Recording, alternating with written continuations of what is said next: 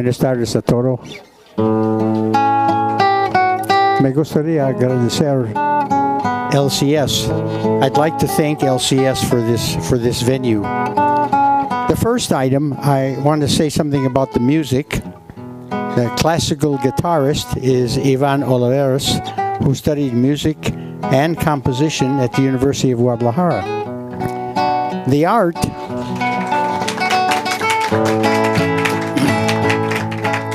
the paintings are by Bev Kephart. Now, I've known Bev for about 25 years.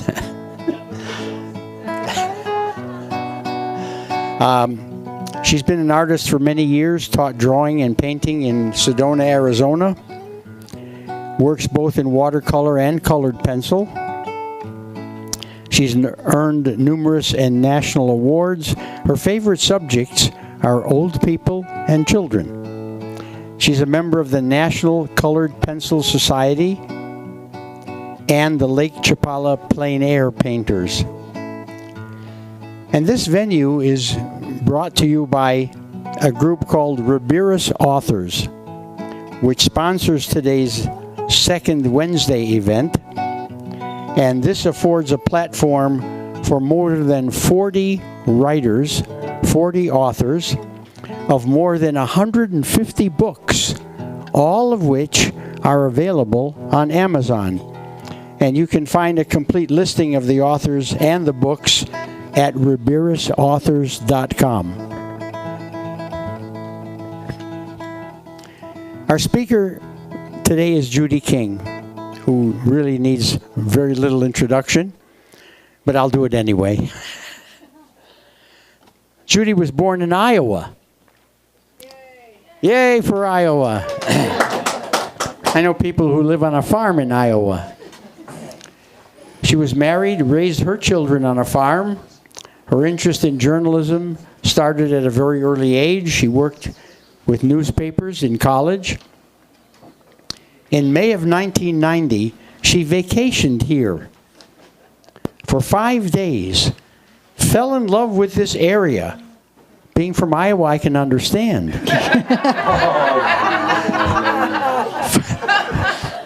5 months later, in October of 1990, she moved here to Ajijic. Here she worked in several local real estate offices, designed interior accessories for a local factory, and was president of the Ajijic Society of the Arts. She continues to learn about the culture and tradition of this country that she calls the land of my heart. She says it's not enough to move here for the climate and the economic benefits. You have to come for the adventure, for the culture, for the tradition, and for the history. And to thrive, it's very important to learn the language. If you want to learn about Mexico, there's no better way than to read the articles Judy has written over the years in her magazine called Living at Lake Chapala. Her new book, Echoes from the Wall, will give you an insight to the stories of 13 Mexicans who went to El Norte and returned to the country of their birth, happier and much wiser. So, without any further ado, I'll let Judy tell you about her book and her information. Judy King. Thank you, Mel. I've got one. Bienvenidos, welcome. Thank you for coming today. This book, the beginnings of this book goes back to soon after the turn of this century, when I had my online magazine, Living at Lake Chapala. And I interviewed, just because I thought it'd be interesting, a guy who had come home for Christmas who lived and worked in Portland. And I realized interviewing him how much I didn't know about the immigration process and about how much there was to know and to understand about the people who go.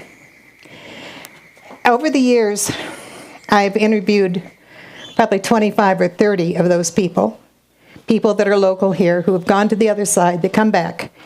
And I came to realize that it was the beginnings of a book, because there was so much that I was learning and so much that I wanted to share with other people. And then as I listened to the news, I understood how little is of what we know of Mexico is being presented for the world to know. And the only thing that I could do to ever even think about making a difference was to write down what I knew and to research some other stuff to go with it, so that each of the interviews, each of the people that's in the book, their section is followed by 1 or 2 articles that are journalistic pieces that are research material that tell you about the issues that they have faced and how things work, because there's a whole lot we don't know about how things work. I wrote it to fill the gaps that were in my knowledge and in my awareness, and to share my Mexico and your Mexico with the rest of the world, and to answer the common questions. Questions like, who are they? Why don't they get paid? Why don't they just get papers? How often have you heard that? Why don't they just get papers? There's the common misconception that they go because once they get there, everything is free. They can have welfare, and they get housing, and they get medical care, and they get all that. That's another one of the misconceptions I tried to clear up a little bit. And I mostly wanted people to understand that we're not talking about immigrants. My ancestors and your ancestors were immigrants. They came with the aunts and uncles and the little grandmother and the baby that somebody left on their doorstep, and they came with the whole family to stay. They came to the United States or Canada to stay.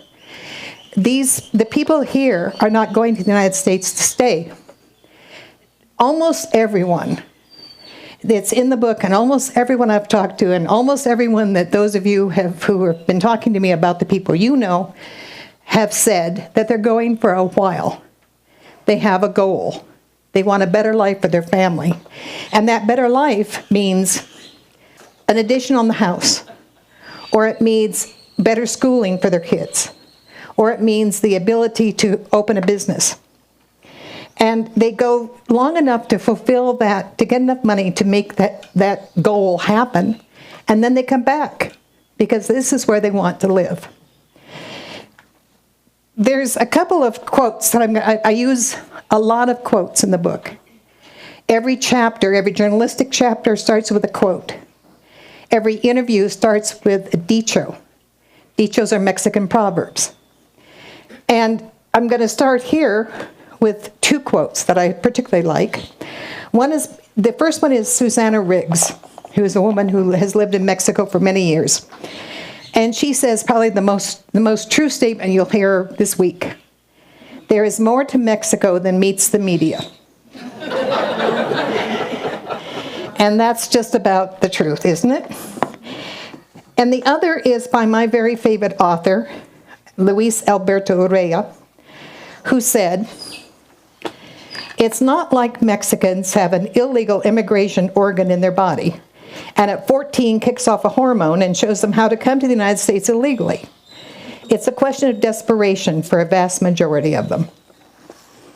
And Luis can just spin a phrase. He just does a really good job of that. So there are all kinds of, before we go any further, I want to offer thanks not just to all of you who came today, but also to the people who helped me with the book. And there's a vast crowd of people. Every book requires a team. It takes a whole team of people to get a book done. And I had a whole team, and I'm not going to introduce them all. However, 3 of the people on my team produced material for the book. They wrote chapters for the book. I called in experts in areas where I felt really not capable of doing a good job. One of those experts is Richard Rhoda. He's sitting over here. Richard is a geographer. He has a doctorate in geography. And he wrote, thank God he wrote, the chapter about the statistics about the patterns of migration to the United States over the years, about the numbers, about which decades had more people and which had less. And then and not only did he write it down, he made sense of it all. And if I could make sense of it, I know you can too. But he did a fabulous job on that chapter of the book, and I was so thankful for it.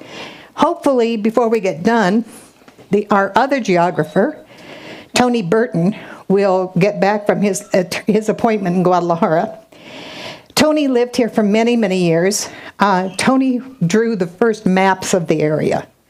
I was still in real estate at that time, and he was asking he'd come to the realtor meetings and ask us all to let him know when we saw new streets starting and what the names of them were. Because we were at that point 25 years ago. And where a lot of the streets that are there now didn't exist 25 years ago. So he drew those first maps, and he wrote the chapter about the borderland, and all that is involved in putting a wall there. Not how much it's going to cost Mexico or the United States, but the cost to the ecology, the cost to the wildlife, the cost to the migrating animals, the cost to the second largest indigenous group of North Americans who live on the border. Their land was separated when the new border was drawn in 1868. And so they would live on either side of the border, and they've always gone back and forth. And they've always volunteered to help find people lost in the desert, and they've always volunteered to help with firefighting. Well, now they can't, because the people on the Mexican side are Mexicans and the people on the U.S. side are in the U.S. And now they're going to put up a board to divide them so they can't readily have their celebrations and things that they've always had. But Tony wrote that chapter, and it's a great piece in the book. So, Tony, by the way, was here. He has written a number of really, really good books. They're all itemized in the chapter that he wrote. One of his books is the Traveler's Guide to Western Mexico, and it's a day trip book.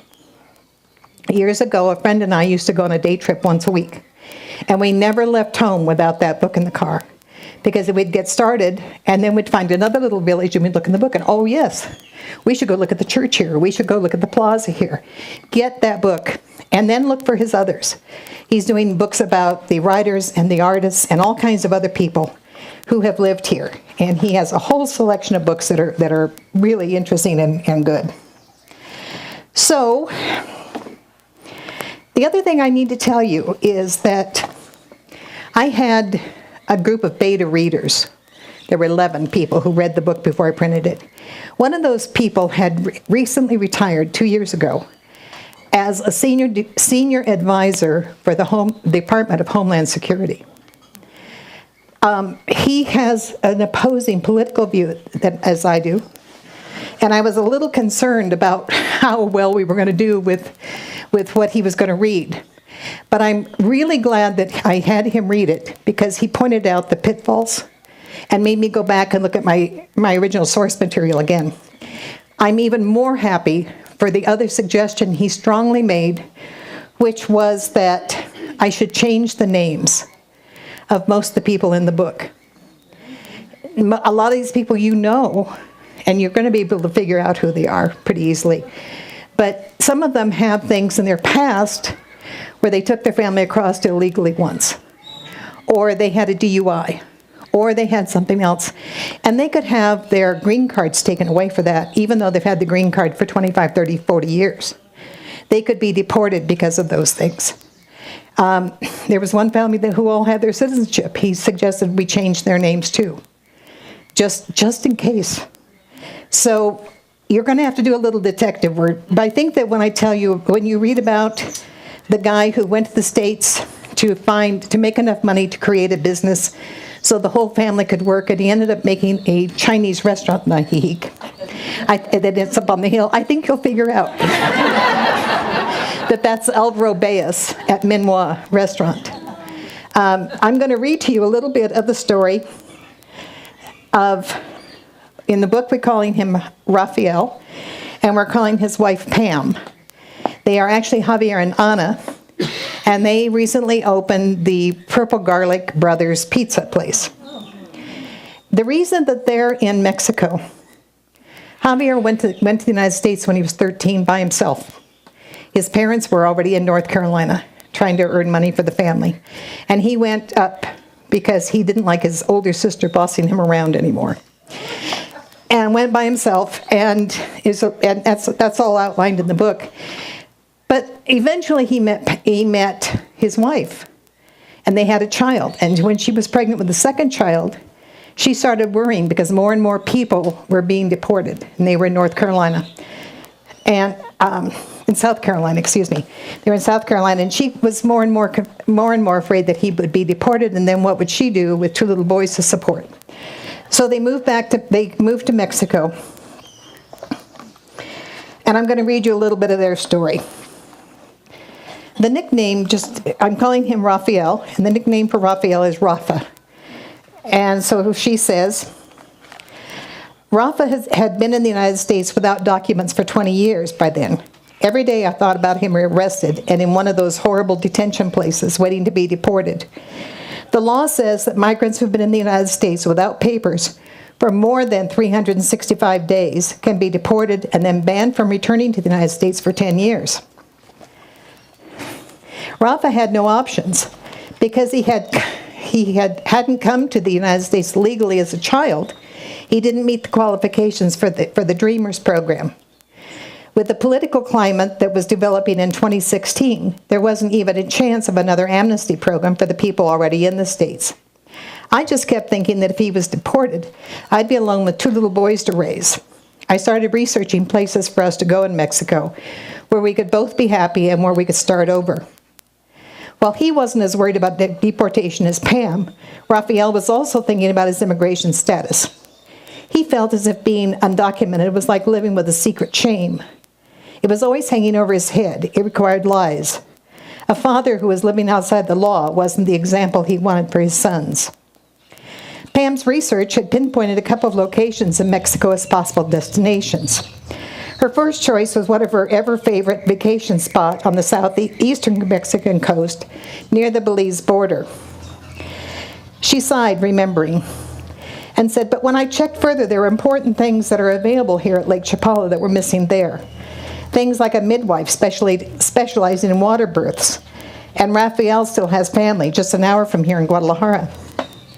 So we came here. I like it. It's okay. It's not the place I would choose to live for the rest of my life.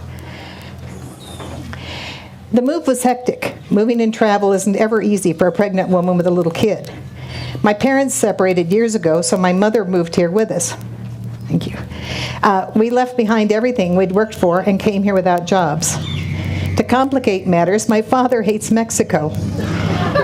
And he was furious with me and my decision to leave the United States. He didn't want me or my baby living in Mexico. It has been beyond hard on all of us. Hoping they would quickly return to the United States, Pam's father paid a U.S. immigration attorney $10,000. The attorney started by overseeing their move, watching for missteps or implications in the actions and decisions they were making that could affect Raphael's future status. As soon as they were out of the United States, the attorney started proceedings and filings to apply for family preference, legal permanent residence, or green card status for Raphael, based on his marriage to Pam, an American citizen.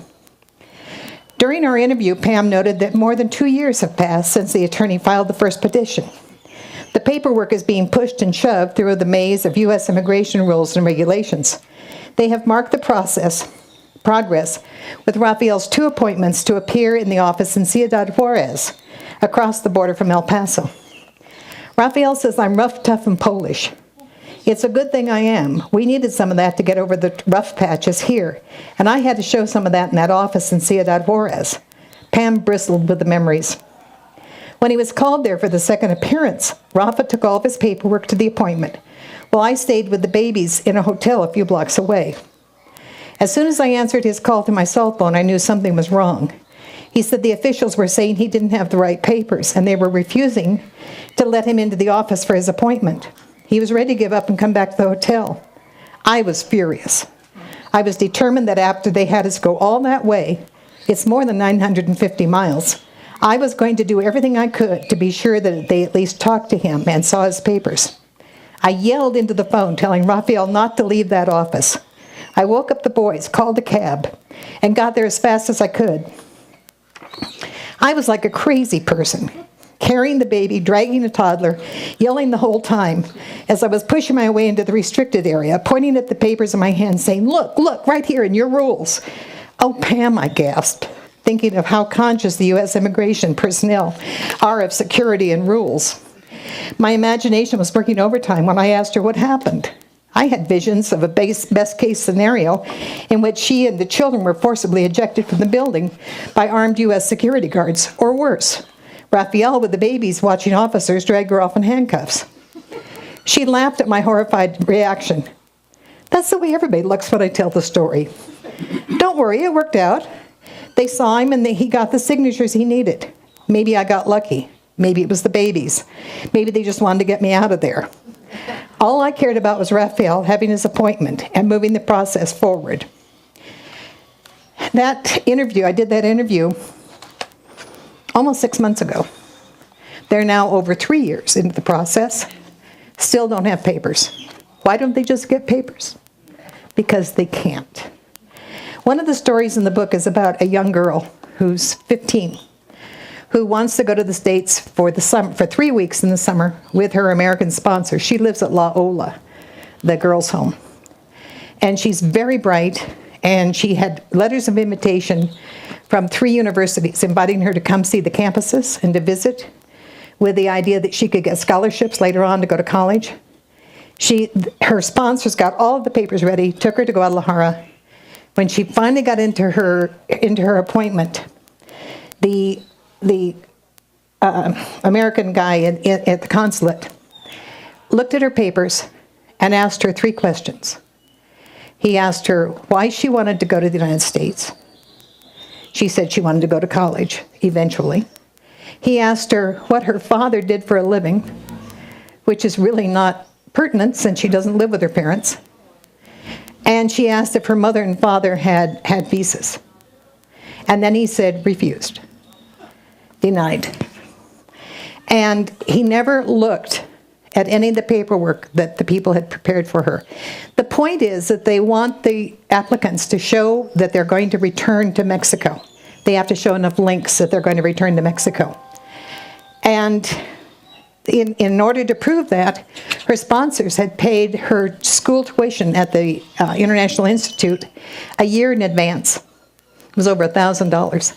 They had bought a round-trip ticket on the airlines. They had everything to show that she was coming back. And they said denied. U.S. State Department rules and guidelines for people who are in this job, which, by the way, I found it interesting to discover, is an entry-level position at the State Department. These people are deciding people's lives, and it's an entry-level position. And their guideline is that they are to spend no more than 90 seconds with each applicant. Most of you probably know Pancho from the grocery store.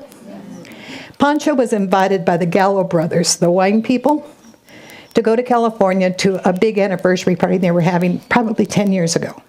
At that time, Pancho's wife was still alive, so he had a wife, he had 2 children, he had a business, he had 2 vehicles, he had bank accounts, and he owned a home. All the things you're supposed to have to prove that you're going to come back. And he was refused to be able to go for a weekend. He was also invited to go to a expo. Ocean Mist and some of the other vegetable companies did an expo in Florida. He was invited to that. Couldn't get papers. And he would be a prime example of somebody perfect, can't get papers. I have a little bit of all kinds of people in the book. Old people, young people, people who were deported, people who came back because they wanted to, people who came back to retire. This young girl who didn't get to go. I have all of these different kinds of people. And to round it out, I knew I needed, if you should excuse the expression, a badass. Because that's part of we hear that all the time, right? All the Mexicans are bad people, and they all come and they're going to rape and pillage and carry on. And so I knew I met a guy, I had worked with him when I was still in real estate. His name is Ken Hopper. Some of you who have been here a while may remember when he and his mother made pumpkin and pecan pies and banana bread and sold them at Super Lake. He's a great big bear of a man, light skin, blue eyes, Mexican. He's a man of contrasts. And his mother had remarried. His father died, his mother remarried, married a man who was a cameraman had been a cameraman for one of the networks, and by then was working with the FBI and the Drug Administration, doing videos for them. So it was not hard for them to get green cards. They got green cards right away. His mother was married to the man, that helped, and in the 50s it was much easier than it is now. So I'm going to read you a little bit of his story. His story is astounding, and it's sobering, and he truly was a badass. But as he points out, the operative word in that statement is was, because he turned his life around eventually. But this is how it all started. Ken's mom was working at the U.S. consulate in Mazatlan when she met and fell in love with the former CBS cameraman who was in Mexico on assignment for the FBI, shooting a documentary about drugs. With that sponsorship, Ken had a green card, the symbol of legal permanent resident, when the family of three arrived in San Diego on the day before Ken's 9th birthday. My green card was actually green. In 1967, they still were. Starting school that week was hard. I was the only kid in my class who couldn't speak English. Luckily, I'd started school early, so my class level was ahead of my age when I left Mexico. But I didn't do well that first year while I was struggling with English, so they held me back. That sure didn't help me. I already felt like an outsider. Then I felt like a dumb outsider. Mom did all she could to make sure I was involved in sports and martial arts and other activities, but I wasn't making friends or feeling like I belonged. I only wanted to be accepted. And the only kids who would speak to me were the cholos. Even at 10 and 11, these little Mexican-American boys had their own little street gang. In 6th grade, they saw me smoking cigarettes that I rolled with pipe tobacco I'd stole from my stepfather. They thought it was marijuana, and in their eyes, that made me very cool and accepted. Of course, I had no idea what they were thinking. I didn't know anything about marijuana. Not then. Then one day, when I left football practice, one of the guys was smoking, and he offered me a drag. I tried it, and I said, "What's this?" He said, "Weed." I thought he was talking about part of the football field. So I just said, "You smoke this?" He was cool when he said, "Don't you?" There was only one right answer to that question. It was official. Ken had friends. Pot-smoking baby gangbanger friends. At 14, Ken was dealing. He used his savings from helping neighbors with yard cleanup and his commission from selling the cakes his mom baked to buy marijuana when the family went to Mazatlan on vacation. I'd been selling for a while by then, and I had enough money to buy a pretty big bag. It was easy. I was buying from friends, guys I'd known since I was a little kid. The only difference was now they were narcos, dealers in Mexican drug trade. I stuffed the bag of weed into the middle of my pillow, and when my stepdad came to drive us back to San Diego, I sat on it in the back seat next to my grandma. When we got to the border, Dad got out and handed the guards our papers and his own credentials, and by that time he was working full-time on drug projects. He was chatting with the guards and popped the trunk for them to check that out. Meanwhile, I quietly sat on my pot. He went on, and he was dealing heavily in high school, dealing heavily in the Army, or in the Navy. He was injured. He was stationed at the hospital in Oakland and was dealing there in the hospital. Said the 7th floor, everybody was smoking. By the time he was deported, right about the time he was 40, he had spent 16 years of his life in some sort of jail or prison or brig or juvenile detention or something. He was deported finally after quite a long jail term, and went across and drank and bought some cocaine and stuff on the Mexican side of the border. And then he got to think about a guy that he had met that was a Christian who was talking to him a few years earlier, who was in San Diego. So he took the bus to San Diego, crossed the border, walked across. When they said, "Are you a citizen?" He said, "Well, yeah." And because he looked the way he did and because his English wasn't accented, they didn't pay any more attention to him. He spent 2 years with this guy in this Christian center, and it changed his life. He came back to Lake Chapala when he found out that his stepfather was ill. And this chapter finishes by saying, Ken has been a Christian living free, clean, and sober now for 20 years. And he's living his faith as pastor of the Bracero Cielo Pentecostal Church in Jocotepec at the west end of Lake Chapala. He's looking for ways to give back. His plan is to open a soup's kitchen for the desperately poor. Then the next step will be to sponsor a center for battered and abused women. I guess Mom and Grandma were right with their old dicho. The dicho that they had quoted to him often was that when you run with wolves, you learn to howl. He says, "I learned to howl when I was running with the wolves. Now I've learned to praise while walking with others who walk with God." Where are we on time? Okay. I'm going to skip around a little bit so we have some time for questions.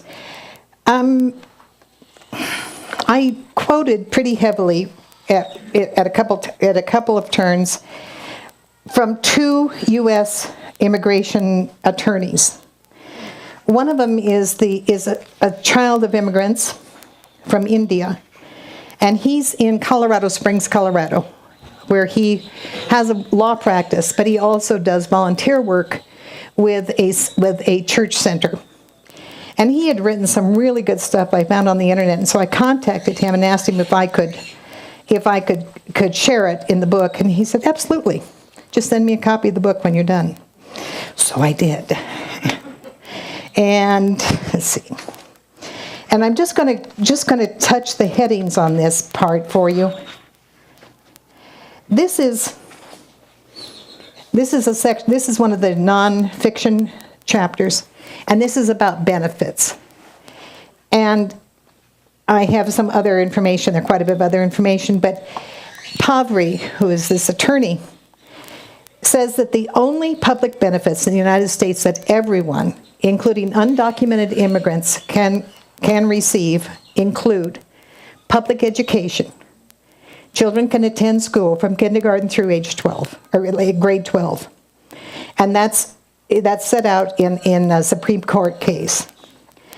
It is set that way because it would not serve the public good to leave many thousands of children uneducated. Public schools receive some state and federal money, but they were largely funded by local property taxes. Everyone can receive health services to the extent that hospitals are required to provide emergency medical care only until the patient is stable. Then they have to be dismissed. Not well, just stable. He added, "These services are not free. I meet hundreds of immigrant families who sacrifice over years to slowly pay off high emergency room medical bills. Emergency Medicaid is estimated to have cost about $2 billion per year, and that's less than 1% of the overall Medicaid budget. People who are undocumented can receive WIC benefits. WIC is Women, Infants, and Children, and that provides nutritional assistance and immunizations for pregnant mothers and small children. The rationale for funding this program is that the children in the womb will be U.S. citizens. Ensuring adequate prenatal nutrition is the long-term economic best interests of the country by increasing the chances of them becoming productive citizens in future decades. Everyone can have police assistance. If an undocumented migrant is the victim of a crime or witnesses a crime or calls for help, the police are expected to respond." He says Colorado Springs police chief and the sheriff are clear that their officers can't keep the population safe if a whole class of people, the undocumented migrants, is afraid to report crimes they witness. And fire department assistance. There's a government rationale here too, other than the obvious moral dilemma. Even critics of benefits for undocumented immigrants agree that if the house next to theirs is burning, they wouldn't want to have the firefighters just let it burn, putting their own home at risk. That's it, he said. These, to the best of my knowledge, are the only public benefits that an undocumented migrant can receive in just about any part of the United States. With the small office I direct and the hundreds of low-income migrant families I meet, know that when I see these precarious economic situation of these families, I'd help them access other benefits if they could qualify. They simply can't. And then I'm going to read just one more little short piece from at the end of the book. I have two interviews of people who came back to Mexico to retire. One is a couple that lives here in town. Actually, a couple and her brother, Martha and Alfredo Aceves. They live out by Donza del Sol, and her brother Saul, who lives in La Floresta. They went to Chicago in the 50s and succeeded. When you read this, you will not believe the accomplishments these people achieved and how far they went and the money that they made and the people that the positions that they were in. And eventually, Saul, who was the older of the two, he's 10 years older than his sister Martha, decided that it was time to come back home. As the new millennium approached, Saul was yearning to return to Mexico. He sold most of his properties. When he had his belongings packed, Saul went to the Mexican consulate in Chicago to obtain a current passport for the trip. I couldn't believe it when they said I wasn't a Mexican citizen.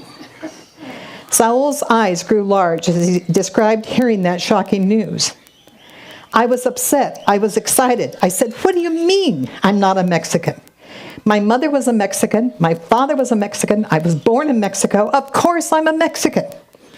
Saul shook his head and explained, "When I sold the store after that robbery, I took the civil service test to become a teacher in a brand new field, teaching English as a second language. I'd gone to school for so long that I had enough credits to receive a bachelor's degree. But I had to be a U.S. citizen to receive the degree. The U.S. was my life, so of course I applied for the citizenship, and I was naturalized fairly quickly.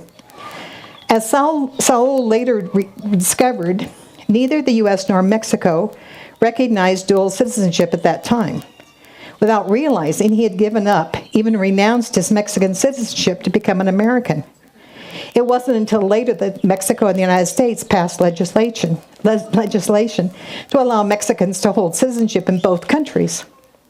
In order to be a legal immigrant in Mexico, Saul had to enter Mexico on a tourist visa. And then he had to apply for Mexican citizenship at the Office of Relaciones Exteriores in Guadalajara. Then it took the Mexican government nearly 2 years to approve him, a man born in Mexico to Mexican parents, for citizenship. It's a good working example of the fine art of bureaucracy. I had to come home to be a Mexican, he said, smiling and shrugging his shoulders. Just a couple of years later, Saul was able to persuade Martha and Alfredo to also come home to retire. He just wouldn't leave us alone, said Martha. He kept calling us to tell us how beautiful it was in Mexico and how happy he was to be back home. Finally, we decided to do it. Our children were already married, so we sold the last business in our home and moved to Guadalajara in 2001. We started coming out to San Juan Coastla on Tuesdays to go to the hot springs. We met a couple from Texas who invited us to visit their home in Chula Vista. I decided that day I was moving to Ajijic. Saul got us to Chicago. Then he got us to come back home. I suppose it sounds funny for me to say I love my life living in Mexico. It's almost as funny as Saul saying he had to come back to Mexico to become a Mexican. The last interview in the book is the story of a Bracero. The Bracero program was during wartime when the United States needed bodies to put into the factories and onto the farms and to pick the crops. And they were begging Mexico to send workers to the United States to fill these spots. I'd given up hope of finding a Bracero. Braceros are the age of my parents, or the age my parents would have been. And then finally I met a woman who lives in Las Fuentes, whose father went to the United States the first time in 1942, when he was 22 years old. He's still alive, but unfortunately wasn't it wasn't possible for me to interview him. At 97, Esther's father was at the family home he built in Hocona, Michoacan, packing and preparing to fly to California to spend Christmas with some of his children and grandchildren at 97. And if this book was a movie, which of course it's not, but oftentimes when I read books, I imagine a scene that would be in the trailer. You're reading along and you read a scene that just calls out to be in that trailer at the beginning. The trailer for this book would be when Esther, the daughter that I talked to, was a young girl, and her father came home from Chicago to, as she put it, he came home to immigrate us. He had his green card, and he came home to get his wife and the 6 children to take them to the United States. He pulled up in front of their house out in the wilds of Michoacan, where there had only been a road for less than 5 years, in his brand new 1959 Chevy Bel Air. You all remember those. That's the one that had that big V on had a trunk bigger than most one-bedroom apartments.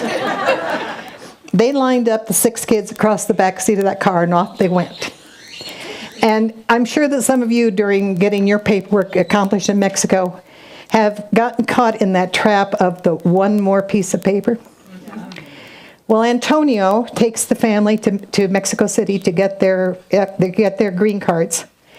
And he got there, and he needed one more piece of paper. It was back home in Michoacan. So he left his wife and the children at the aunt's house, and he took the bus back to Michoacan to get the paper.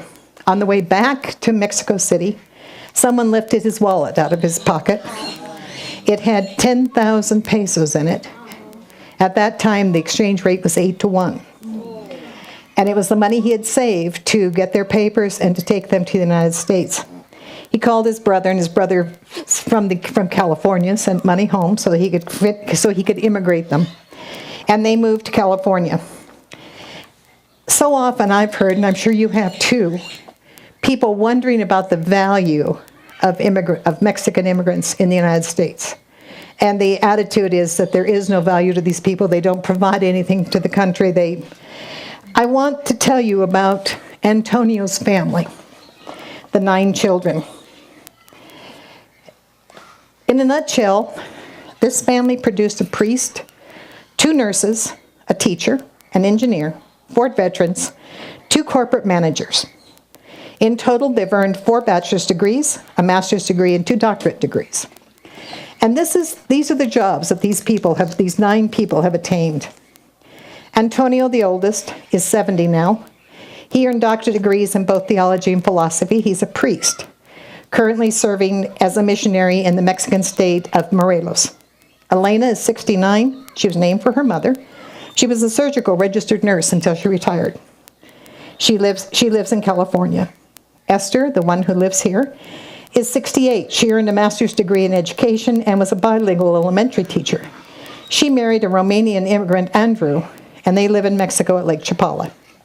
Roberto is 66. He retired from the U.S. Air Force as a Chief Master Sergeant. He lives in California and has 3 children. Jaime, until he went to the United States, is 63. He's an emergency room registered nurse. He has 2 adult children and lives in Palos Verdes, California. Sam is 61. And as I was interviewing her, she kept telling about Sammy was a little slow. Sammy was he wasn't the student that the rest of us were. Sammy was a little slow. Sammy's probably making more money than the rest of them. Sam, at 61, served in the Navy and is an expert welder. He lives in California and has 6 children. Jess is 58. He served in the U.S. Air Force as a member of the Air Force Band. He now is school bus scheduler and driver in Fillmore, California.